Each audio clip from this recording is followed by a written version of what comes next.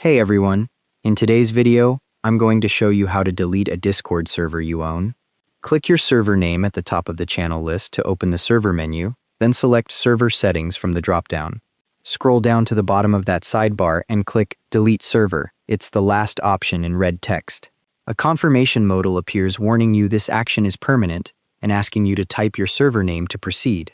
Type your server name exactly as it appears at the top of the modal, in this case, H-GYF server, into the text field. Click the red Delete Server button to confirm, and Discord removes the server and returns you to your main view with it gone from the server list. You need to be the server owner to delete it.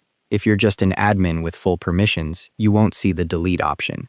If you accidentally delete a server, Discord doesn't send a confirmation email or give you a grace period.